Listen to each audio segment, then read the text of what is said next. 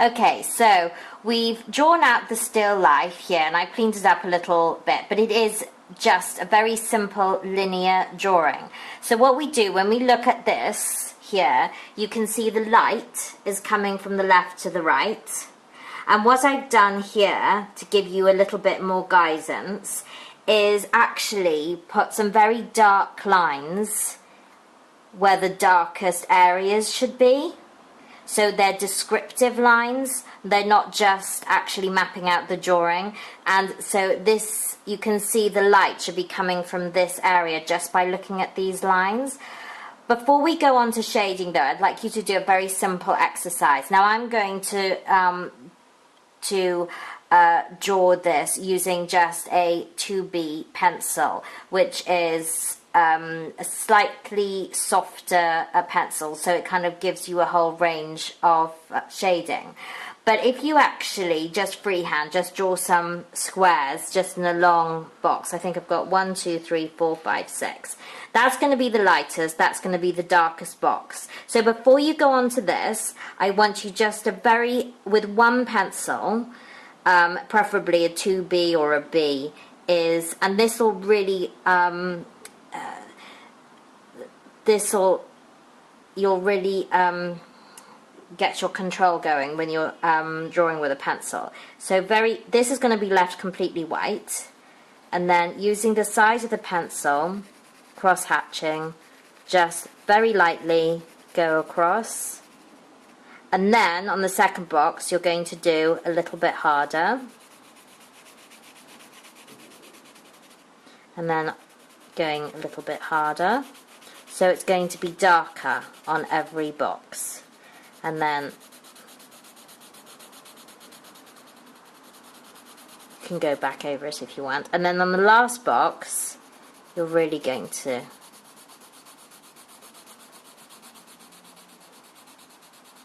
go much stronger.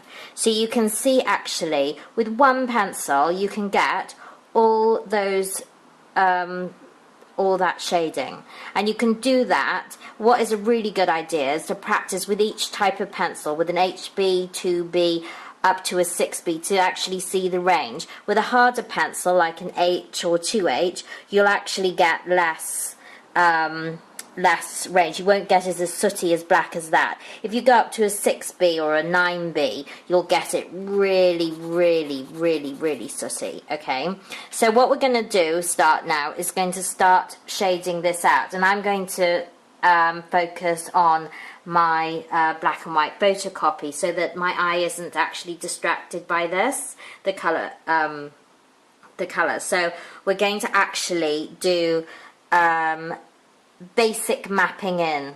So we're going to start from left to right. So it's going to be very basic. I've actually, if you can just see, I've drawn out these even where the shading is, here and here. So you can see that.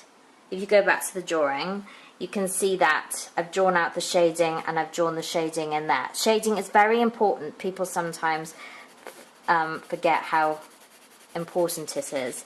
Now I'm using the side of the pencil, which gives it a softer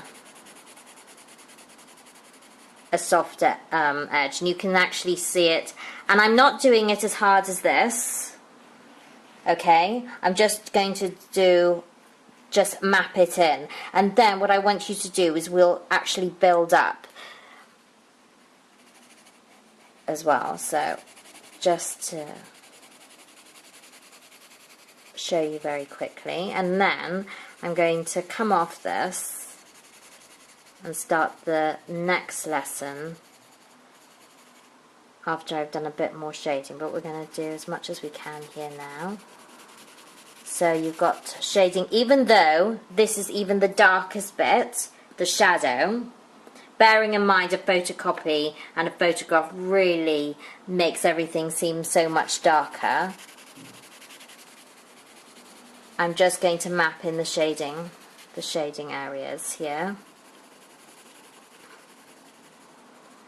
Please note this here. Can you see that light underneath the tomato here? That is reflected light, and it's coming from here. So you've got light bouncing off what reflected light does. It bounces off objects onto other objects here, okay? So you've got that reflected light here, and you can see it better in the photo. So you can see, because that's very, very bright, the light has caught that surface and it's bounced off into here. And again, you've got light bouncing here, and that's reflected light as well. Light where you wouldn't really expect it to be, because that's the darker side of the tomato. So anyway, so please remember those bits. You can always, what I would do is, for example, moving on to this side of the tomato, you've got that reflected light here. For the moment, I would just go over it, because you can take it out with a putty rubber, okay? So you're just going to do very basic shading. So I'm going to finish this lesson now, because this will take me too long and you'll get bored. And then you can go back to your drawing and finish off just the basics. Just one tonal shading. I don't want to see any of this range. Just fill it in, and then we'll start to build up the medium and the dark tones, and then go back into it and use with a putty rubber and take out the little bits of light like this. Okay, so I think we'll stop it there.